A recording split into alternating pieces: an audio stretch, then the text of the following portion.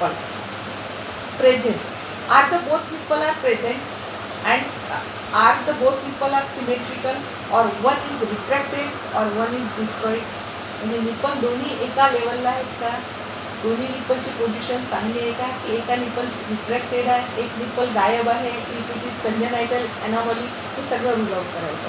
Then position, compare the level of both nipple, vertical distance from the clavicle and horizontal distance from the midline, हे पाहायला पाहिजे.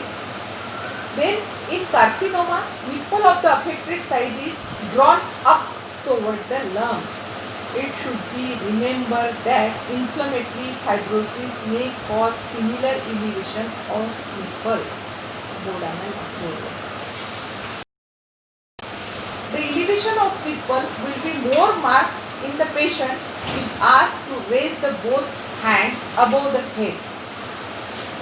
Nipple may be displaced away from the lung in case of fibroadenoma. Nipple may be destroyed in case of Paget disease. And nipple may erode or disappear. Then number of nipple. Accessory nipple may be present beside the normal one.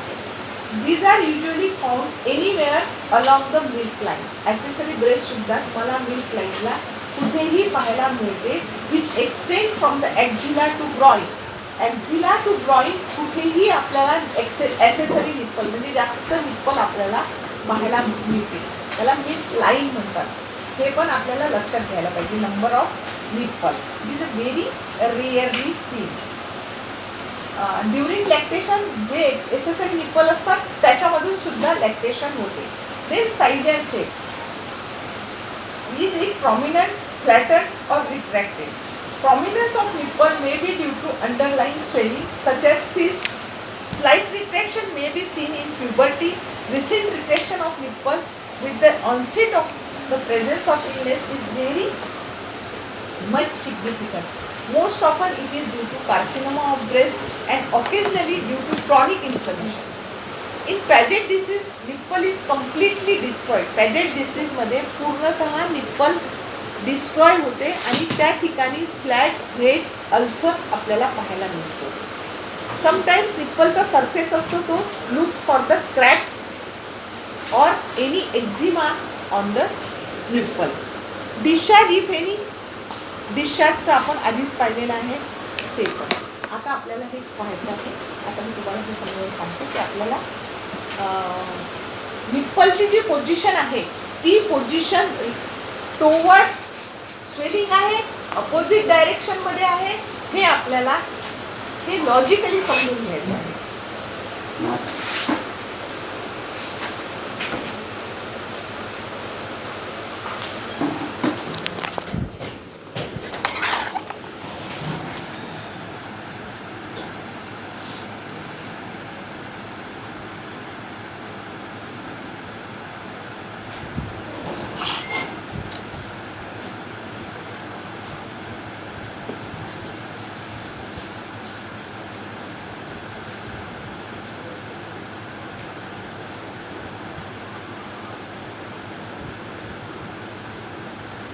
आता आपल्याला हे ब्रेस्टची एक हे झाली, हे nipple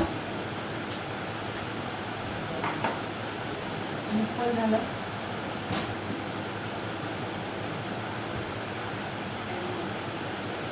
आता आपण काय पाहिलेलं आहे की ती दोन गोष्टी लक्षात ठेवायच्या. जेव्हा सीए ब्रेस्ट असतो तेव्हा निप्पल लंबच्या दिशेने रिट्रॅक्ट झालेलं असते. आता समजा आता सीए ब्रेस्ट हा झालेला आहे, CA breast malignant tumour, malignant tumour आपण म्हणतो. सीए ब्रेस्ट म्हटल्यापेक्षा ट्यूमर, लंप झालेला आहे. सीए ब्रेस्ट मध्ये काय असते की जे सगळे टिश्यू असतात त्या टिश्यूला कुठलाही मॅलिग्नंट ट्यूमर हा इरोड करत असतो, चिटकून बसत असतो.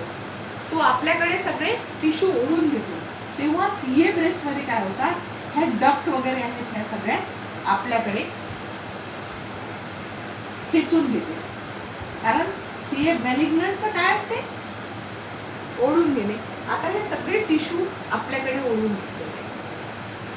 हे ओढून घेतल्यामुळे अंडरलाईन जे कंटेंट्स आहेत निप्पलच्या ते पण ओढले जाते. म्हणजे nipple toward lump in CA breast. तुम्ही एक्झामिन करत असताना एखादा लंप दिसतो आहे आणि निप्पल टुवर्ड लंप झालेला आहे. Diagnosis 90% diagnosis is CA breast. आता हा CA ब्रेस्ट विसरून जायचा.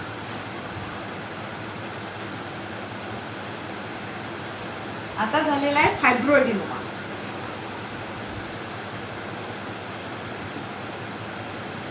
फायब्रोएडिनोमा लंप बिनाइन ट्यूमर. याचं काम करणं वाढणे, फक्त ग्रोथ करणे. हा चालला वाढत. म्हणजे हा काय करणार आहे, वरच्या स्किनला निप्पलला ढकलणार आहे. हा इकडे वाढत चालला. हे असं होईल.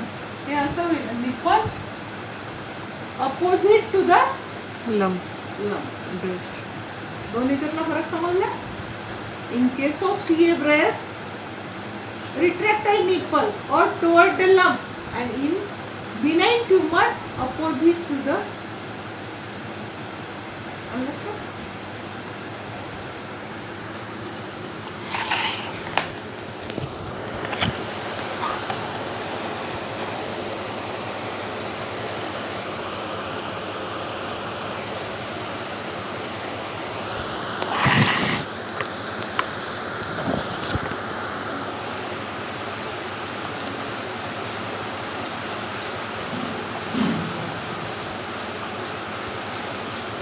Then areola of nipple, areola of breast. The normal areola is slightly corrugated and contains few small nodules. Gland of Montgomery. Sebaceous glandच्या modified glands असतात. Glands of Montgomery. आपल्याला निप्पलच्या आजूबाजूला एक असं छोटे ग्लँड दिसतात त्या. आणि कॉरुगेटेड म्हणजे थोडंसं सुरकतलेला. आपला ड्रेन असतो ना तसा कॉरुगेटेड म्हणतात त्याला. The gland become larger during pregnancy when these are known as Montgomery tubercles. प्रेग्नन्सीमध्ये त्याचा कलरही वेगळा होतो आणि त्याच्यामध्ये चेंजेस होतात. Colour the skin of the areola of young girl is pail pink but becomes slightly darker in adult life. It becomes brown during pregnancy.